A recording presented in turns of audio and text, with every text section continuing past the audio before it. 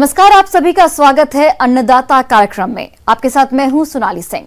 हमारे देश के किसान जन का पोषक है, वह श्रम का देवता है, अन्नदाता है। उसमें ही भारत की आत्मा निवास करती है। ऐसे ही किसानों की प्रगति के लिए हम खेती बाड़ी से जुड़ी हुई बहुत सी नई लाभकारी जानकारियां हर रोज सुबह लेकर आते हैं। तो चलिए कार्यक्रम शुरू करने से पहले देखते हैं क्या है आज के अन्नदाता में। जैव उर्वरकों के प्रयोग से बढ़ेगी फसलों की पैदावार। आम की सघन बागवानी करके कमाए अधिक मुनाफा।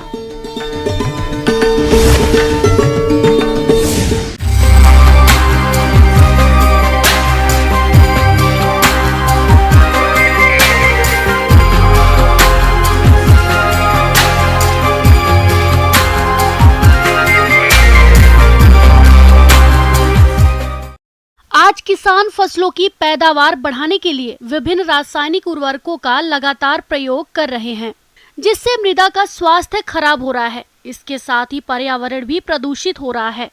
लेकिन लगातार रसायनों का प्रयोग चिंताजनक हो गया है। तो इस तरह की समस्या से बचने के लिए जरूरी हो जाता है कि आप जैव उर्वरकों का प्रयोग करें। तो ये जैव उर्वरक क्या है और इनका प्रयोग कैसे करें, देखिए हमारी ये खास रिपोर्ट।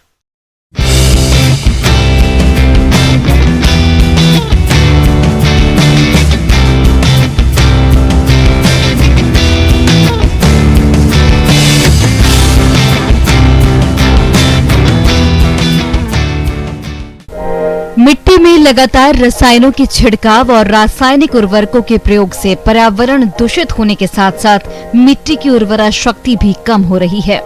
इसको देखते हुए यदि आप जैव उर्वरकों का प्रयोग करते हैं तो आप मिट्टी, पर्यावरण और स्वास्थ्य को प्रभावित किए बिना फसल की उपज में आशातीत वृद्धि कर सकते हैं। लेकिन किसान भाइयों, फसलों में नाइट्रोजन की पूर्ति केवल रासायनिक उर्वरकों से पूरी की जा रही है। सबसे महत्वपूर्ण तथ्य ये है कि भूमि में प्रयोग किए जाने वाले नाइट्रोजन का केवल 40 से 50% ही फसल उपयोग करती है। शेष 50 से 60% बेकार चली जाती है और प्रयोग किए जाने वाले फास्फोरस की भी 1/3 मात्रा पौधे को प्राप्त हो पाती है। इसलिए इस समस्या के समाधान के लिए मृदा के स्वास्थ्य और उर्वरा शक्ति को बनाए रखने के लिए जैव उर्वरकों का प्रयोग बहुत ही जरूरी है। जैव उर्वरकों में पौधे के सभी पोषक तत्व मौजूद रहते हैं। इसके उपयोग से मृदा में जल धारण करने की क्षमता, मृदा का तापक्रम और मृदा में वायु संचार की क्षमता बढ़ जाती है। किसान भाइयों, आइए अब जानते हैं कि कौन कौन से जैव उर्वरक किस फसल के लिए उपयोगी हैं और कैसे इन्हें उपयोग किया जाता है। राइजोबियम कल्चर, जिसका प्रयोग केवल दलहनी फसलों जैसे मूंग, उड़द, अरहर, चावला, चना, मटर, मसूर के लिए किया जाता है। इसके प्रयोग से 10 से 12 किलोग्राम रासायनिक नाइट्रोजन की बचत होती है और फसल में 20 से 35% तक की वृद्धि होती है। एजोटोबैक्टर, जो कि दलहनी फसलों को छोड़कर सभी फसलों के लिए उपयोग में लाया जाता है। इस कल्चर से बीज उपचारित करने से धान्य फसलों में 15 से 30% और नकदी फसलों में 10 से 20% तक की वृद्धि होती है। इस प्रकार करीब 10 से 20 किलो नाइट्रोजन प्रति हेक्टेयर बचाई जा सकती है। एजोस्पाइरिलम, यह खाद धान, गेहूं, मक्का तथा गन्ने की फसल के लिए विशेष उपयोगी है। इसके प्रयोग से फसल उत्पादन में 5 से 20% तक वृद्धि होती है। बाजरा की 30 और चारा वाली फसलों की उत्पादन क्षमता 50% तक बढ़ सकती है। पीएसबी कल्चर, इस खाद के प्रयोग से 20 से 30 किलोग्राम प्रति हेक्टेयर की दर से उपलब्ध फास्फेट की बचत की जा सकती है और फसल की पैदावार में 10 से 12% तक वृद्धि होती है। इसके प्रयोग में जड़ों का अच्छा विकास होता है और पौधा स्वस्थ बना रहता है। किसान भाइयों, आइए अब जानते हैं कि इन जैव उर्वरकों के प्रयोग के बारे में। तो आप इनका प्रयोग बीजोपचार, कंद उपचार, पौध जड़ उपचार और मृदा उपचार के रूप में कर सकते हैं। जो किसान बीजोपचार करना चाहते हैं वे 1 लीटर गर्म पानी में 200 से 300 ग्राम गुड़ घोलकर ठंडा करें और इसमें 3 पैकेट यानी 600 ग्राम कल्चर अच्छी तरह से मिलाएं। फिर तैयार इस घोल को बीजों पर छिड़क कर हल्के हाथ से मिलाएं जब तक कि बीजों पर एक समान परत न चढ़ जाए। उपचारित बीजों को साफ कागज या फिर बोरी पर फैलाकर छाया में 10 से 15 मिनट तक सुखाते हैं, फिर इसकी बुआई करते हैं।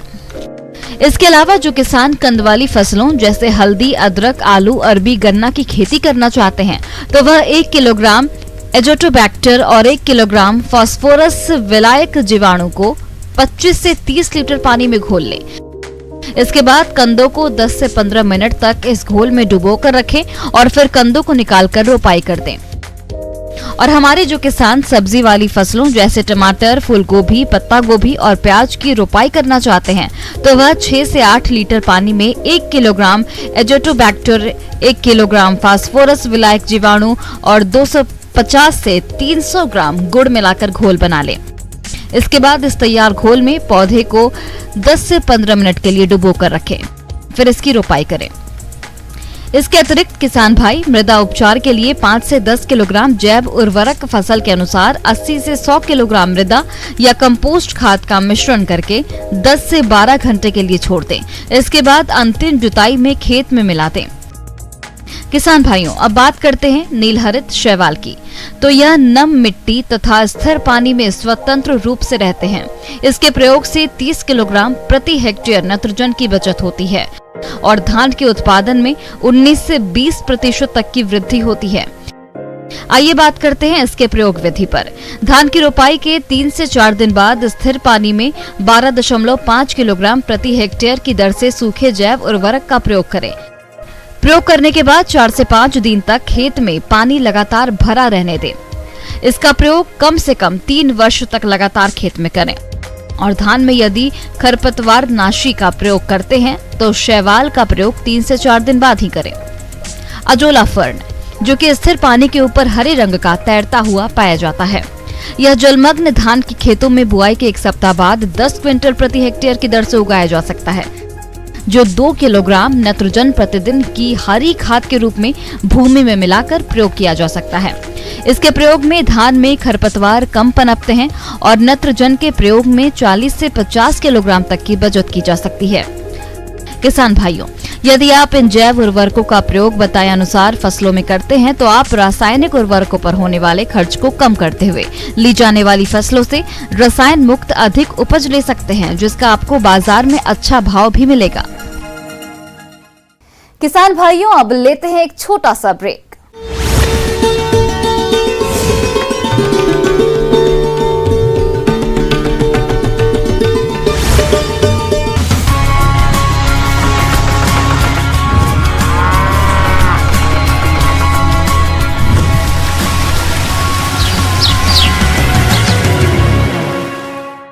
ब्रेक के बाद आप सभी दर्शकों का अन्नदाता में स्वागत है।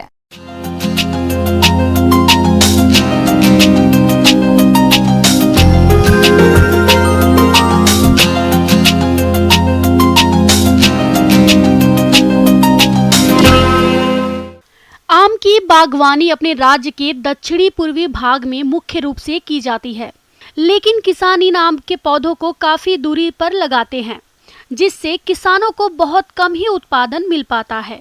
यदि आप आम की सघन बागवानी करते हैं तो कम एरिया से आम की अधिक उपज ले सकते हैं। तो आप किस प्रकार से करें आम की सघन बागवानी, इस बारे में जानकारी दे रहे हैं बागवानी विशेषज्ञ डॉक्टर अरुण कुमार तिवारी।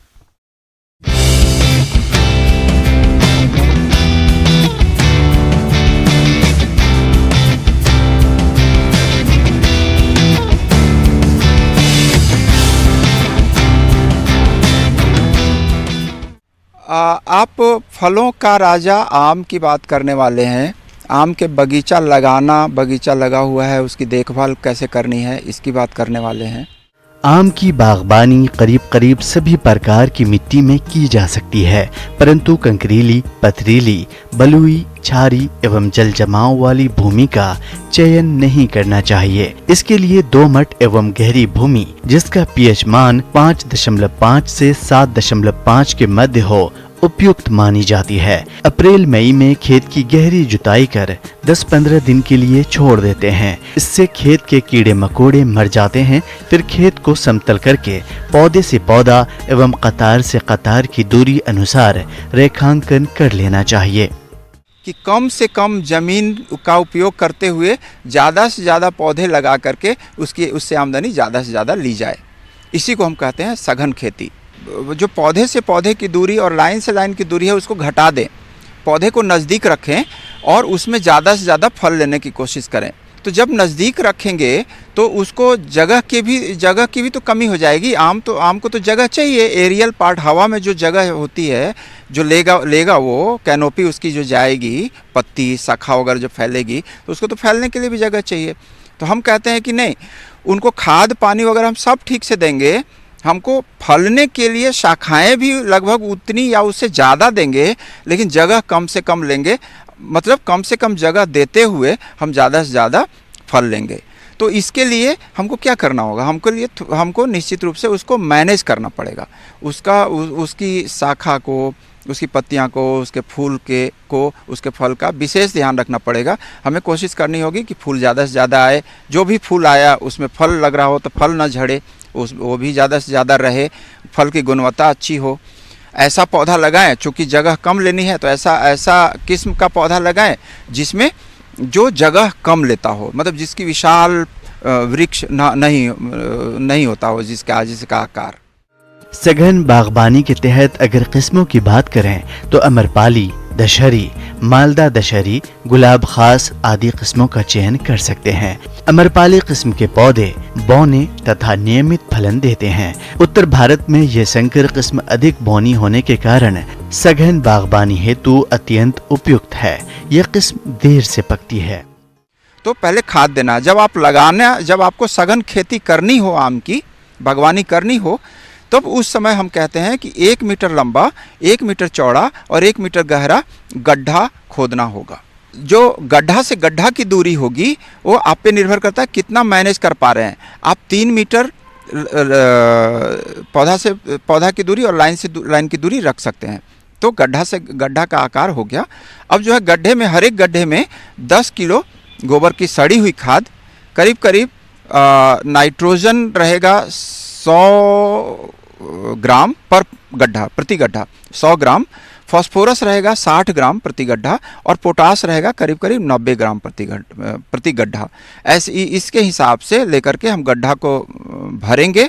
पौधा रोपण करना हो तो उससे 1 महीना पहले आपको गड्ढा खोद के छोड़ देना है, ताकि उसमें कीड़े मकोड़े या कोई बीमारियां के अंडे वगैरह हो तो वो मर जाएं। वर्षा काल के प्रारंभ में रोपण कार्य करना चाहिए। बाग लगाने के लिए पौधाशाला से लाए जाने वाले पौधों को मिट्टी समेत चारों ओर से अच्छी तरह खोदकर निकालना चाहिए, जिससे जड़ों को कम से कम नुकसान पहुंचे। पौधों को पूर्व चिन्हित गड्ढों के बीचों बीच पिंडी के बराबर गड्ढा खोदकर उसमें रोपित कर देना चाहिए तथा आसपास की मिट्टी को अच्छी तरह दबा देना चाहिए। पौध लगाने के बाद उसके चारों ओर सिंचाई के लिए थाली बना देना चाहिए। और सघन बागवानी में हम कहते हैं कि जो आप जो नाला से पटा रहे थे ना, हम रिकमेंड करेंगे कि नहीं, टपक सिंचाई की व्यवस्था रखिए। तो टपक सिंचाई की व्यवस्था रखने से ये होगा कि जब आप चाहेंगे पानी देंगे, और पानी के में घोल करके हम आजकल खाद भी देने लगे हैं, तो खाद पानी सुनिश्चित हो जाएगी और जब चाहेंगे तब हम पानी देंगे। तो ये कर लीजिए। अब है कि जैसे मान लीजिए आपका सघन बागवानी आप लगा चुके हैं, 1 साल का पौधा हो गया है, तो 1 साल का जब पौधा हो गया है तो वैसे किसान के लिए भी ये जानकारी उपयोगी होगी जो सघन बागवानी लगा चुके हैं और उनको उसकी देखरेख करनी है। तो हम कहते हैं कि आपको पौधा का आकार को कंट्रोल करना है ना, वो तो बहुत बड़ा आकार का हो सकता है। तो उसमें हम क्या करते हैं कि ट्रेनिंग और प्रूनिंग करते हैं। जो सूखी हुई डालियां हैं उसको हम ठीक से काट छांट लेते हैं, और जो फालतू के तनाएं हैं, शाखाएं हैं, उसको भी छांटते हैं, ताकि हमको जो फल देने वाली शाखाएं हैं वो हमको ज़्यादा से ज़्यादा रहे हमारे पास। दूसरी बात कि उसका जो ओवरऑल आकार होगा, हवा में जो आकार होगा वो गोलाई लिए हुआ, ऐसा नहीं कि एक टहनी बिल्कुल दाएं भाग गई, दूसरी टहनी बाएं भाग गई, उत्तर या दक्षिण दिशा में चली गई और बीच में खाली है, ऐसा नहीं। हम सघन जो हवा में जो जा रही है पत्तियां और शाखाएं, वो भी सघन रूप से हों। आगे और भी हैं खेती बाड़ी से जुड़ी हुई बहुत सी रोचक जानकारियां। यहाँ रुकेंगे एक और छोटे से ब्रेक के लिए।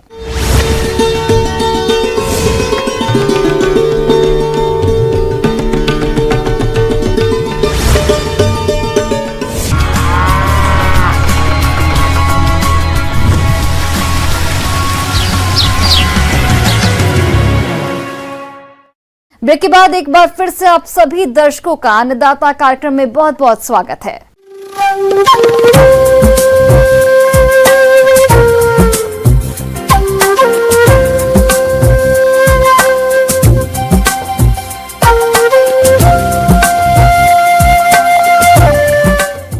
मौसम विभाग के रिपोर्ट पर साप्ताहिक कृषि सलाह इस प्रकार है।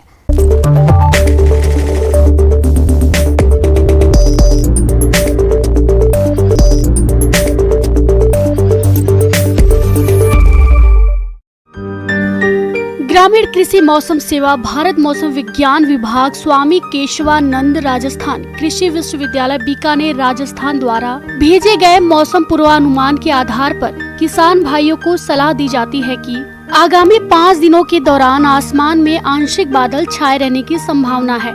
इस दौरान अधिकतम तापमान 42 से 44 डिग्री सेल्सियस व न्यूनतम तापमान 26 से 28 डिग्री सेल्सियस के मध्य रहने की संभावना है। इस दौरान दक्षिण पश्चिम दिशा से मध्य से तेज गति की धूल भरी हवाएं चलने की भी संभावना है। देसी कपास फसल में प्रथम सिंचाई बिजाई के आपूर्ति हेतु 25 प्रति बीघा प्रथम सिंचाई के साथ देवे। विरलीकरण देसी कपास में प्रथम सिंचाई के बाद पौधों से पौधों की दूरी 25 से 30 सेंटीमीटर व निराई गुड़ाई कर खरपतवारों को निकाल देवे। ग्वार की बिजाई 15 जून के बाद शुरू करें। ग्वार फसल की बिजाई के लिए RGC 936, RGC 986, RGC 1002, HG 365 और HG 563, HG 2 से 20 आदि किस्मों का प्रमाणित बीज प्रयोग करें। बीज दर 3 से 4 किलो बीज प्रति बीघा रखें तथा कतार से कतार की दूरी 30 सेमी रखें। ग्वार की बिजाई के समय 10 से 11 किलोग्राम यूरिया व 62 किलो सुपर फास्फेट प्रति बीघा बेसल के रूप में देवे। बारानी ग्वार में फास्फोरस की मात्रा आधी प्रयोग करें। गन्ने की फसल में प्रथम सिंचाई के बाद की सिंचाइयां 10 से 15 दिन के अंतर पर पानी की उपलब्धता होने पर करें। वहीं बत्तर आने पर 2 कतारों के बीच हल से जुताई करें। गन्ने की फसल में खरपतवार नियंत्रण हेतु बुआई के 60 दिन बाद 2 से 4 डी इथाइल ईस्टर 250 मिली सक्रिय तत्व प्रति बीघा की दर से 200 लीटर पानी में घोलकर प्रति बीघा छिड़काव करें। गन्ने की फसल को दीमक के प्रकोप से बचाने के लिए इमिडाक्लोप्रिड 125 मिली अथवा क्लोरोपाइरिफॉस 1.25 लीटर प्रति बीघा की दर से सिंचाई पानी के साथ देवे। फसल में यदि अगेता, तना छेदक या जड़ छेदक का प्रकोप दिखाई देवे तो फ्यूरोडान 3% कड़ 6 किलो प्रति बीघा या फोरेट 10% कड़ 4 किलो प्रति बीघा की दर से गोभे में डालें। किन्नू के बाग जो बूंद बूंद सिंचाई पर लगे हैं उनमें 1 दिन के अंतराल पर सिंचाई करते रहें। किन्नू के बागों में लीफ माइनर कीट का प्रकोप दिखाई देने पर इसके नियंत्रण हेतु मोनोक्रोटोफास 1 मिलीलीटर प्रति लीटर पानी में मिलाकर छिड़काव करें। सिट्रस असिल्ला के नियंत्रण हेतु नई पत्ती आने पर छिड़काव करना अति आवश्यक है।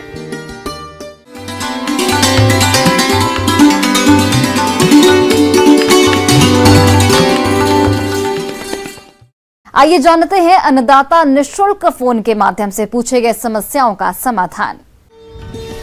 अन्नदाता निःशुल्क फोन संपर्क सेवा के माध्यम से पूछे गए प्रश्नों में से आज हमने जिस प्रश्न को कार्यक्रम में शामिल किया है उसे पूछा है ग्राम बलेरा, जिला बाड़मेर के कृषक जगदीश प्रसाद ने। इनके पशु अक्सर अखाद्य पदार्थ जैसे पॉलीथिन आदि खा लेते हैं। यह इस समस्या के समाधान के बारे में जानकारी चाहते हैं। तो जगदीश प्रसाद जी, आपकी जानकारी के लिए प्रस्तुत है कार्यक्रम का ये अंश।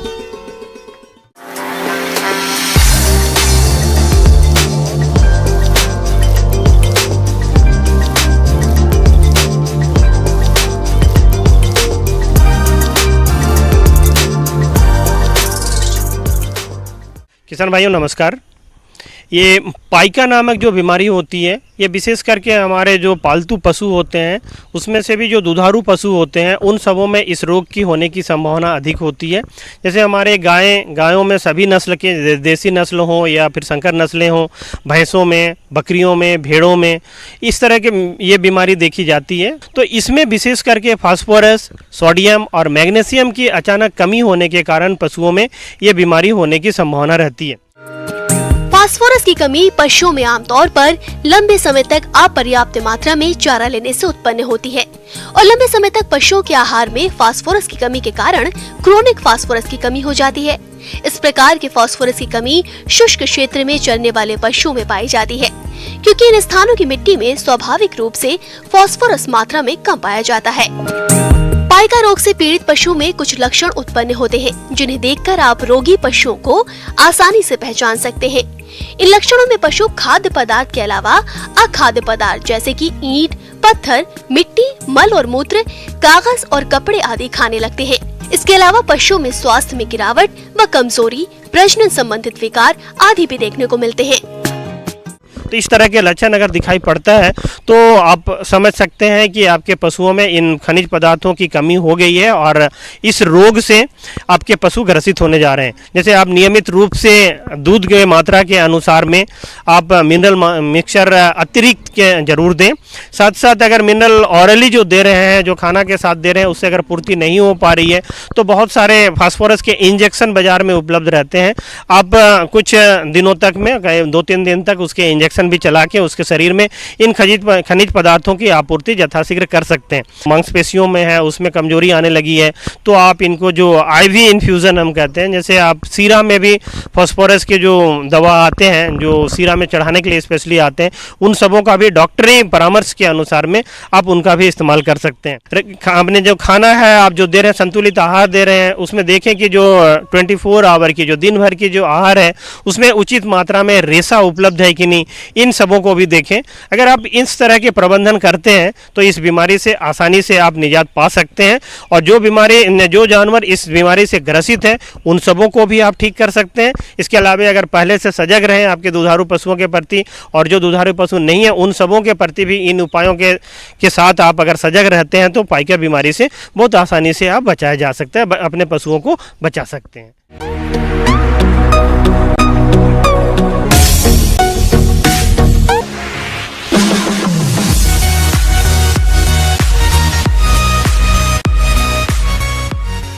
एक नजर डालते हैं राज्य के कुछ मंडियों के प्रमुख फसलों के बाजार भाव पर।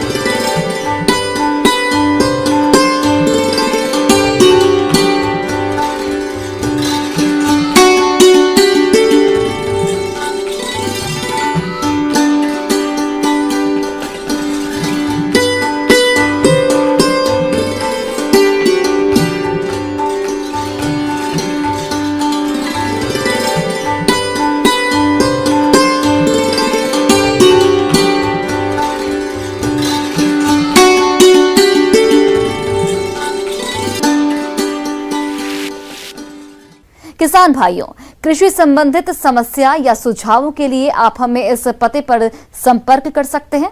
Producer Annadata, news 18 Rajasthan, Ramoji film city, Hyderabad 501512। साथ ही आप हमें ईमेल भी कर सकते हैं। हमारा ईमेल आईडी है p18annadattarajasthan@news18.com। इसके अतिरिक्त आप हमें निःशुल्क हेल्पलाइन नंबर 18008892 पर सोमवार से शनिवार सुबह 10 से शाम 4 बजे के बीच संपर्क कर सकते हैं। अब समय हो रहा है आपसे विदा लेने का। कल फिर से आपसे मुलाकात होगी कृषि से जुड़ी महत्वपूर्ण जानकारियों के साथ। नमस्कार।